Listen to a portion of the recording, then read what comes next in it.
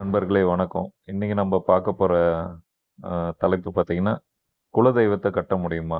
இது பெரிய கேள்வியா, ரொம்ப காலமா கேட்கப்படுற கேள்வி. என்கிட்டயும் நெறைய பேர் ஜாதகம் பார்க்க வரவங்க கேட்குறாங்க. ஆன்மீக நண்பர்கள் கேட்குறாங்க. ஒரே விஷயம் தான். சிம்பிளா ஒரு உதாரணம் சொல்லுவாங்க. சூரியன் ஆகச்சிறந்த நிறை கொண்ட ஒரு சூரியன வந்து கிரகண டைம்ல நம்ம பார்க்க முடியாது.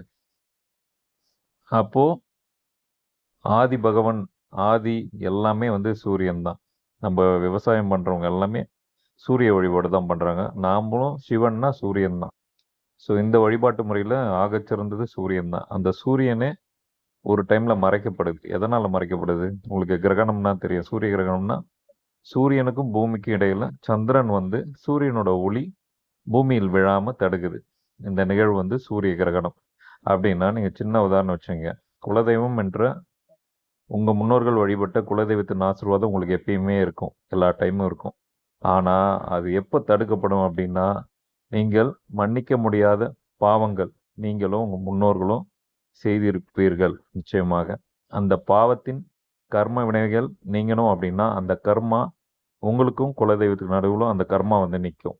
அப்படி நிக்கும்போது, குலதெய்வத்தால எதுவுமே பண்ண முடியாது. குலதெய்வத்தோட ஆற்றல் தடுக்கப்படும். அதனால உங்களுக்கு எந்த நன்மையும் கிடைக்காது. அந்த டைம்ல ரொம்ப கஷ்டப்படுவீங்க. குலதெய்வத்துக்கிட்ட போனாலும் ஒண்ணும் கிடைக்காது. ரொம்ப கஷ்டப்படுவீங்க. இது வந்து இதான் ஒரு பொதுவான உண்மை. இத வந்து இந்த கர்ம வினை டைம்ல நீங்க யாருக்குன்னா முன்னோர்கள் மாந்திரீகத்தின் மூலியமா அவங்களுக்கு அந்த தீவினை ஆற்றியிருந்தா, இந்த டைம்ல வந்து அதேபோல மாந்திரீகத்தால உங்களுக்கு அதே தீவினை நடக்கும். குலதெய்வத்த அப்பதான் பிளாக் பண்ணுவாங்க. இது கர்மா இருக்குது அப்படின்னு பார்த்து குலதெய்வம் அந்த இடத்துல மறைக்கப்படும். இந்த கர்மா. அதனால குலதெய்வத்தால எதுவும் செய்ய முடியாது. கட்டல குலதெய்வத்த. குலதெய்வத்துல அருள் வந்து தற்காலிகமா தடுக்கப்படுது. அந்த கர்ம வினை நீங்க அனுபவிச்ச பிறகு அந்த குலதெய்வ கட்டு விலகும். அதாவது அந்த கர்ம வினை நீங்கினதுக்கப்புறம் அந்த தடுப்பு நீங்கிடும். அப்போ உங்களுக்கு குலதெய்வத்தோட ஆசீர்வாதம் கிடைக்கும். நீங்க மறுபடியும் பிரகாசிப்பீங்க. சூரியன் கிரகண டைம் அடுத்து பூமிக்கு அதோட வெளிச்சம், ஆளுமை கிடைக்கிற மாரி உங்களுக்கும் நல்ல காலங்கள்ல கர்ம வினை நீங்கிய பின் கிடைக்கும். இவ்வளவுதான். குலதெய்வத்த கட்டுறது கிடையாது இது. உங்க கர்ம வினையால தடுக்கிறது. நன்றி, வணக்கம்.